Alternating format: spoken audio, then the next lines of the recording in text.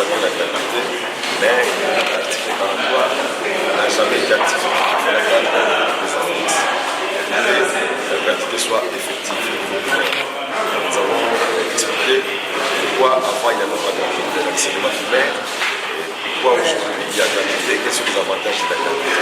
Aujourd'hui, à l'époque, c'était quand même une grande injustice de ne pas permettre à tous les enfants de la RBC d'aller dans les mêmes conditions. Aujourd'hui, l'intelligence n'a pas de classe sociale. L'enfant d'un pauvre peut être savant. Comme les parents n'ont pas suffisamment de moyens pour faire étudier cet enfant. Nous avons raté beaucoup de savants comme ça qui n'ont pas réussi à exprimer leur talent parce que les parents n'avaient pas la possibilité de les faire étudier. Aujourd'hui, avec la gratuité, tous les enfants, même les savants, peuvent aller à l'école parce que c'est gratuit au niveau primaire.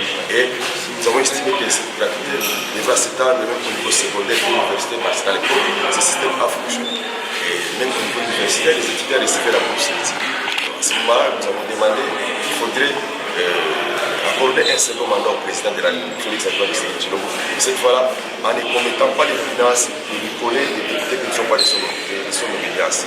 Si la député de son obédience, ces réformes, ces décisions, toutes ces lois vont passer sans problème et nous allons poursuivre la gratuité au niveau secondaire et au niveau universitaire.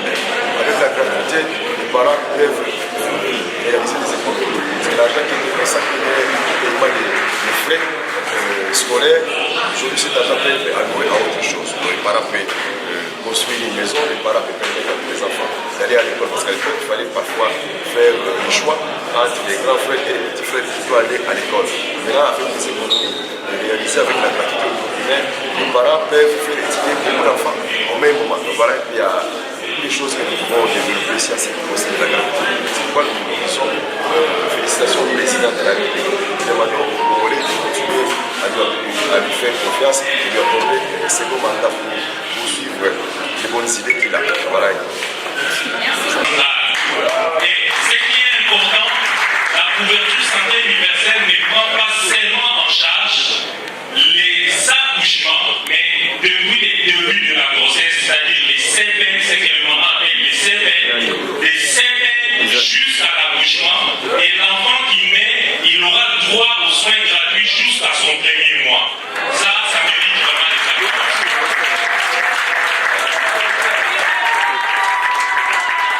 C'est comme ça que nous sollicitons vraiment votre accompagnement. Nos chefs coutumiers sont là, qui étant rêvés, parce qu'il y aura maintenant des hommes et des femmes en bonne santé. Je vous remercie. Merci au docteur Hugues Fariana. Je veux voir les visions. Membre de la Fondation chrétienne Barnabé Mouakad. Je vais parler pour les comptes de l'enseignant. On n'en dispose pas et comme nous sommes tous là, nous sommes passés par les mains de l'enseignant. Surtout l'enseignant de l'école primaire et secondaire. Moi-même, je suis pédagogue de l'école secondaire avant d'embrasser les sciences commerciales au niveau supérieur, là où je suis licencié en marketing. L'enseignant en question que nous parlons, quand on regarde la Caisse nationale de sécurité sociale et l'agent public de l'État, est-ce que l'enseignant est bien pris en charge parce que à un certain temps, l'enseignant prend de l'âge, il va vieillir. Avec les systèmes qu'on nous a instaurés de la CECOP, qui prend en charge les paies des enseignants. Si l'enseignant est presque pris pendant 6 mois, donc pendant 6 mois, si l'enseignant est presque pris, il va recevoir les salaires. Mais après 6 mois, cet enseignant-là souffre. On le retire les salaires et son numéro matricule est lié à une autre, au nom d'une personne, et cette personne-là va commencer à toucher les salaires de cet enseignant qui a servi pour ces pays. Et ça fait mal. Ça fait mal. Nous avons les cas qu'on a connu comme ça dans un pays. Ici, monsieur le PCA, nous qui sommes informés, qu'est-ce que le chef de l'État a prévu pour nous qui sommes dans les formels? Nous ne sommes pas sous statut de l'État, nous ne sommes pas aussi sous, comme ça veut dire, des contrats contractuels. Qu'est-ce que le chef de l'État a prévu pour nous? Merci beaucoup. Et à quand la création d'une caisse nationale de sécurité sociale pour les gens qui travaillent, qui ne sont pas sous statut de l'État, qui travaillent comme ça, qui n'ont pas de contrat, qui travaillent dans les maisons, le bord, tout ça. Merci beaucoup. Merci, je pense que le bus. Ma question pour dans le PCA, l'exécution. Nous avons suivi la différence entre la CNSS et la CNSA. Je voulais savoir qu'en est-il des fonctionnaires décédés ou partis en retraite avant la création du CNSA. Mais aussi, je voulais savoir pour ceux qui sont en vie, percevront-ils une rente? Et ma deuxième question est celle-ci. Quel est le montant minimum que percevra un fonctionnaire de l'État parti en retraite sous le grade des ATB1 et à quelle fréquence les percevra-t-il auprès du CNSA? Pour finir, concernant la gratuité de l'enseignement, vous nous avez promis, s'il arrivait que le chef de l'État passe au second mandat, il y aura aussi gratuité de l'enseignement au niveau supérieur. Si vous pensez dans le second mandat du chef de l'État intégrer la gratuité de l'enseignement au niveau universitaire, quelle est la politique mise en place pour une bonne prise en charge dans les marchés d'emploi des bénéficiaires de cette gratuité? J'ai dit et je vous remercie. C'est pour quand l'ouverture de la direction provinciale de la CNSA. La seconde, j'adresse au docteur. Pouvez-vous nous citer certains centres retenus pour la gratuité de la maternité parce que nous en avons besoin? Merci. Je suis Jérémy Kebolo, vice-président de la cellule FIPAS Ignabès Tshisekedi. Monsieur le PCA, quel est le sort d'une personne qui a eu à prester sous contrat pendant au minimum 20 ans avec 2-3 différentes organisations et actuellement il est au chômage et surtout il n'a pas encore atteint 65 ans d'âge? Ma deuxième question s'adresse à l'honorable Léo. On a senti trop de désordre sur la gestion des assemblées provinciales, particulièrement notre assemblée du Congo central. Quel est votre plan? Parce que vous avez cherché vous êtes candidat au niveau de province. Qu'est-ce que vous préconisez? Parce que lorsqu'on a suivi le président de la République disant que les assemblées provinciales sont devenues budgétivores d'abord et en réalité ils ne font rien. Ils créent des désordres pour menacer toujours les gouverneurs à leur donner de l'argent au moment où le président de la République compte sur ces gouverneurs-là pour le développement de la province. Moi, je crois que moi, là, en tant que population, je partage à la population, ça nous dérange aussi. Parce qu'en réalité, entre nous, beaucoup de gens ne savent pas quel est le rôle réel des députés provinciaux. Je vous remercie. Merci. Je voudrais d'abord préciser que je ne sais pas exactement comment fonctionne la CECOP, cet organisme qui s'occupe de la paye des enseignants. Mais au niveau de la CNSA, que l'enseignant recevra un jour ses droits à la pension ou aux différentes prestations pendant qu'il est encore actif, s'il survient par exemple un accident de travail par rapport au risque professionnel. Donc, la question relative à la CECOP, je ne sais pas y répondre parce que je ne maîtrise pas le fonctionnement de la CECOP. Mais je vous dis seulement que tout enseignant du secteur public doit être immatriculé à la CNSA. C'est ce numéro-là de sécurité sociale qui vous donne accès à notre fichier de la CENSA, sur base duquel nous suivons votre carrière. Et en matière de sécurité sociale, il y a des principes. Pour pouvoir obtenir sa pension, il faut atteindre l'âge de la retraite, qui aujourd'hui en RDC est ouvert à 60 ans, et l'âge maximum c'est 65 ans.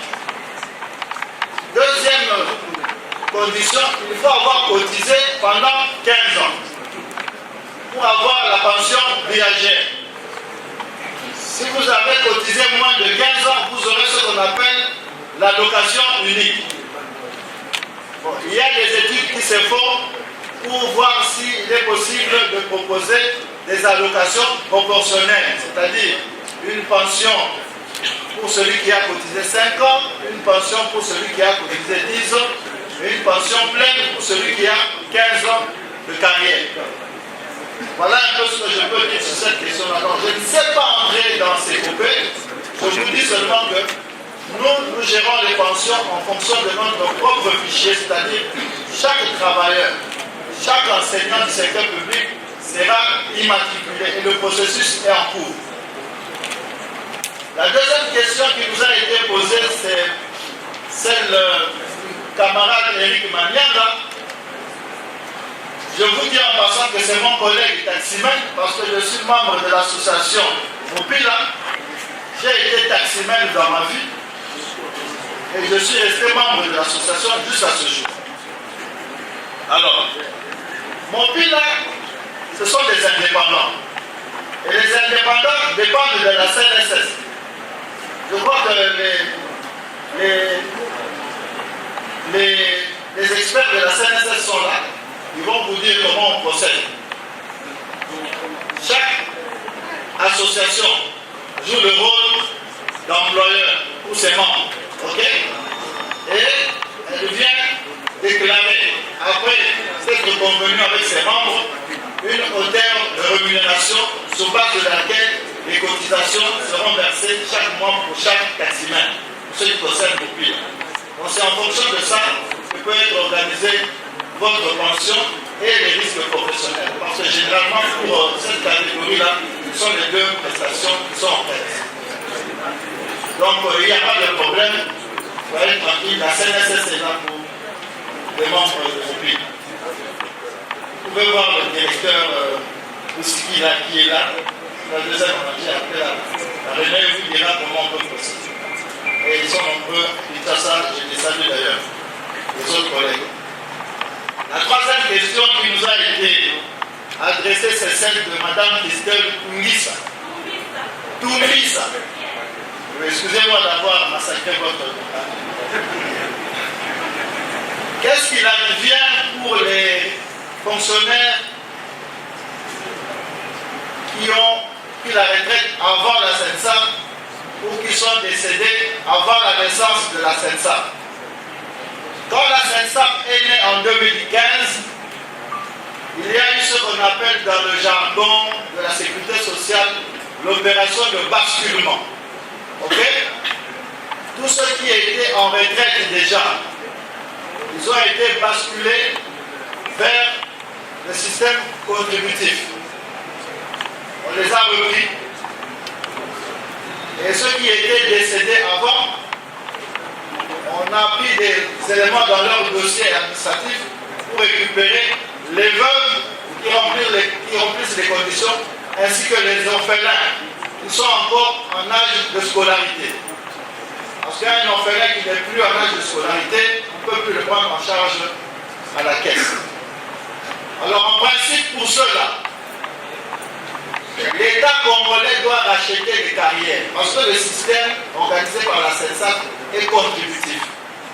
On les a déjà basculés, le rachat de carrières est en train de se faire progressivement. Mais ils sont déjà pris en charge. Le gouvernement congolais est en train de racheter les carrières progressives. Parce que comme on vous l'a dit ici, dans un système contributif, l'employeur cotise, le travailleur aussi cotise. Alors, comme l'État congolais a demandé à la CENSA de prendre en charge des gens qui n'avaient jamais cotisé, alors, posez aussi la question de savoir une catégorie de travailleurs que vous avez citée. Je ne maîtrise pas le niveau des grades, le niveau de toutes les administrations, que ce soit public ou privé, mais ce que vous devez retenir, c'est ceci. Dans un système contributif, il y a ce qu'on appelle les éléments de calcul de la pension. Vous savez que dans le salaire, il y a plusieurs éléments de rémunération. Généralement, l'élément... Les établissements qui offrent la gratuité. Donc, pour le moment, les travaux sont en cours. Merci. Voilà, le docteur a été clair. On va donner parole à l'honorable Léon Koussou pour répondre aux questions qui vous ont été posées. C'est vrai que la question ici n'a rien à voir avec la sécurité sociale, mais ça m'apprendra aussi de parler de la politique quand on parle de la sécurité sociale. Alors, on va s'amuser. Vous savez comment coller une réputation dans la province où on dit d'ailleurs, Théo a bien fait Moutankoussou. Si on a dit sur la troisième au programme de la excellence, c'est Moutankoussou. Moutankoussou, alors vous m'avez assemblé. Non, je ne l'ai jamais dit. Je ne l'ai jamais dit. Moi, j'ai simplement dit, je vous ai dit tout à l'heure qu'avant la mise en place de nouvelles institutions provinciales, nous sommes vraiment en train de nous battre pour qu'on réforme le fonctionnement et les institutions. Il y a besoin de réformes institutionnelles. Je vais vous dire, là, le Congolais, nous avons l'habitude, j'avais un professeur de la tête qui me disait, quand on rendait mal son devoir, vous ne savez même pas copier. Effectivement, on avait l'habitude de copier parce que la thèse avait un passe. Copier n'est pas un manière. Et là, au moment des disparus, quand on déposait une question. Donc, nous avons copié, mais nous avons mal copié. On dit que la constitution d'aujourd'hui, en ce qui concerne la territoriale, c'est un compromis entre les fédéralistes et les unitaristes. En réalité, le système est monté d'une manière vicieuse. Au fait, ce sont les gens de Kinshasa qui se sont dit, si nous leur laissons la liberté de gérer comme ils le veulent, ils vont nous échapper. Alors ils ont organisé un système où à tout moment, on peut virer les gouverneurs, parce que les gens de Kinshasa ont dit. Et tel que vous êtes là, il suffit d'avoir une sœur qui rencontre les cousins du ministre de l'économie, des finances, du président de la République. Demain, vous pouvez devenir gouverneur. Pourquoi nous avons laissé cette place-là? Parce que votre sœur s'est bien mariée, ou a fait une belle rencontre, vous devenez gouverneur. Les systèmes congolais comme ça. C'est-à-dire que, d'abord, avec Moukoudouaoué, en 1982, c'est la décentralisation qu'on appelle la loi Moukoudouaoué de Bemako. Or, vous savez, la République démocratique du Congo, à l'époque Zaïre, a décentralisé une semaine avant la France. La République démocratique du Congo, à la loi Moukoudouaoué, c'est le 27 février 1982. François Mitterrand est élu en 81 et la loi sur la décentralisation en France, c'est le 2 mars 1982. Regardez là où ils se sont. Ils ont même fondu leur province, qu'on appelle là-bas région. Au lieu de 22 provinces, ils en ont maintenant 13. Nous avons fait les 20. C'est pas grave, c'est bon. D'ailleurs, on voit maintenant des entités qu'on considère comme des districts.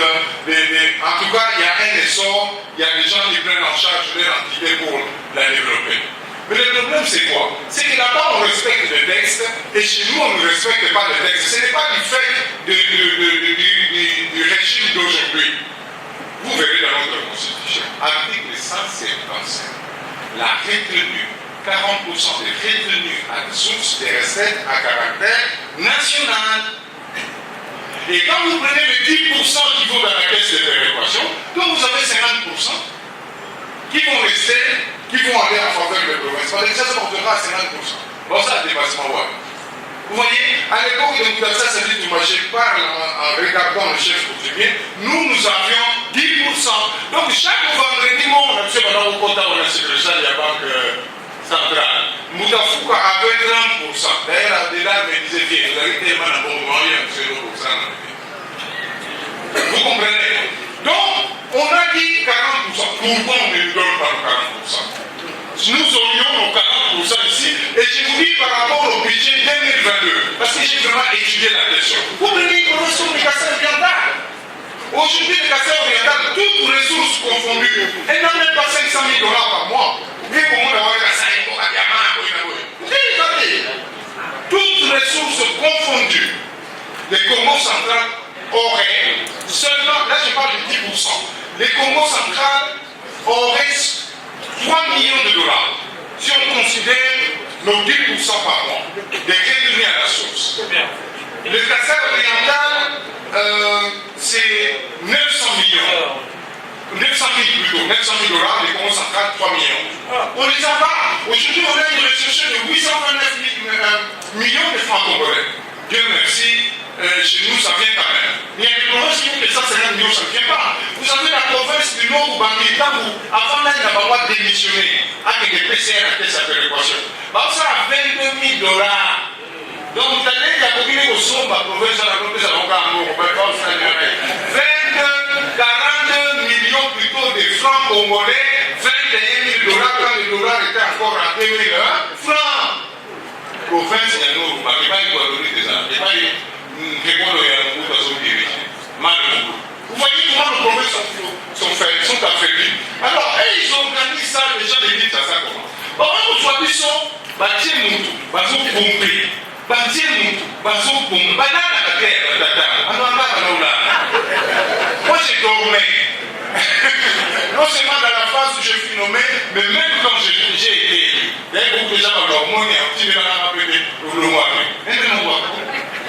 Donc, vous voyez, c'est un système où on nous manipule. Ils font du pouvoir ce qu'ils veulent. Au Sakanika Papa, le Moulio.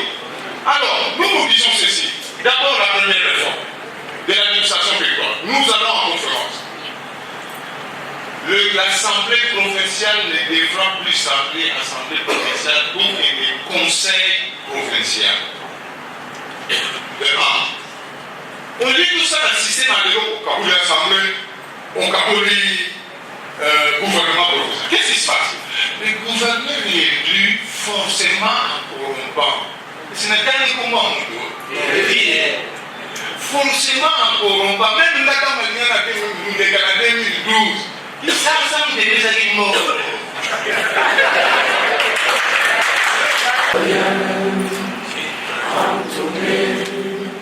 L'hymne sacré de notre solidarité, fièrement saluer l'emblème d'or de notre souveraineté. Mon pays, bien-aimé, nous parler des innovations de chaque État en matière de je veux savoir si à travers ces rencontres, vous accompagnez le chef de l'État dans la gouvernance, si vous, je me demande quelle motivation de cette unité-là, je considère comme l'initiateur de toutes les innovations en matière de l'économie sociale dont vous ferez la campagne du chef de l'État. Est-ce que vous allez chercher un programme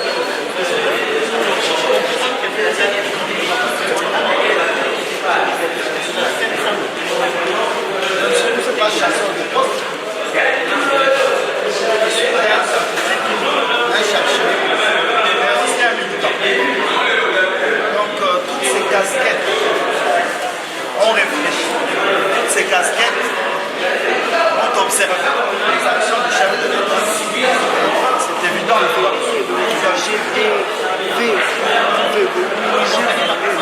Je l'accompagne la nuit comme le jour. Je soutiens le numéro 20. Il doit faire son deuxième mandat pour suivre toutes les réformes entreprises dans différents secteurs, particulièrement la sécurité sociale.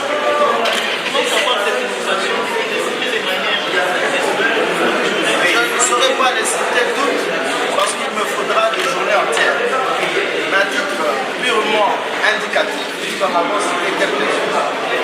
La gratuité de l'enseignement, la gratuité de la maternité, les différentes innovations dans la sécurité sociale, particulièrement à la CENSA. Plusieurs catégories de fonctionnaires sont désormais bénéficiaires de la attention par les militaires, les policiers, les médecins, les médecins.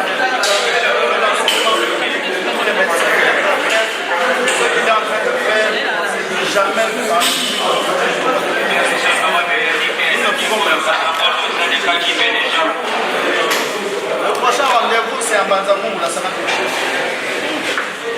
Nous allons faire la même conférence, si Dieu le prête de Dieu. Les amis, les camarades qui sont à ma gauche et à ma droite, nous seront aussi.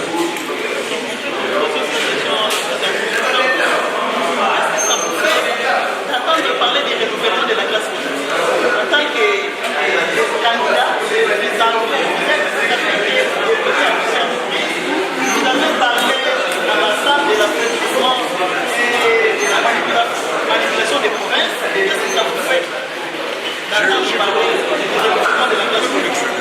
Je suis d'abord très heureux d'avoir été convié à cette rencontre intellectuelle sur la sécurité sociale et les innovations créées par son Excellence Monsieur le Président de la République, Monsieur Félix Tshisekedi Tshilombo. Je crois que, comme il a dit Monsieur le PCA, c'est un homme qui mérite d'être accompagné. Nous devons consolider avec lui. Et moi, j'ai eu la chance de les pratiquer et à l'UDPS à l'étranger. Et ici, j'ai eu le privilège de participer à son premier gouvernement. Je ne peux que m'en réjouir. J'ai pu vous témoigner qu'en dépit du blocage qu'il avait connu pendant les premières années de son mandat, aujourd'hui, il a relevé la tête. Et après la création de l'Union sacrée, après avoir repris toutes les manettes entre ses mains, vous avez vu ce qu'il a fait. Et c'est un socialiste qui a donné un virage social au programme de notre gouvernement. Nous ne pouvons que les soutenir et je crois que les vins, je ne parle pas du vin qu'on prend, les vins, il faudra voter le vin. C'est tout ce que je peux dire. À votre question sur le renouvellement de la classe politique, vous savez, c'est la population en réalité qui décide. On ne peut pas décréter aujourd'hui le renouvellement de la classe politique. L'expérience que moi j'ai, je ne me sens pas offensé quand elle le dit, mais je sais que l'expérience que j'ai, je voudrais que cette province puisse en profiter. En matière de territorial, je pense que même cette jeunesse qui va venir, elle aura besoin de nous. Mais je vous dis simplement que regardez les pays, la plupart des pays au monde, ce sont les gens qui ont un certain âge qui nous dirigent. Mais la jeunesse, moi j'en ai connu dans cette province. D'ailleurs, l'un d'eux a été même au gouvernement central. Donc je suis un homme d'ouverture, mais en même temps, on va nous remplacer, on veut nous remplacer. Mais est-ce qu'on a des valeurs? Parce que un vrai pays, l'État, c'est géré par des gens qui ont des valeurs. Moi je suis là. Moi-même je suis arrivé au pouvoir, je suis arrivé au service. Parce que moi je sers d'abord jeune. Et aujourd'hui j'ai pris de l'âge, j'en suis fier. C'est pourquoi on m'appelle Moutamoussi. L'année n'a pas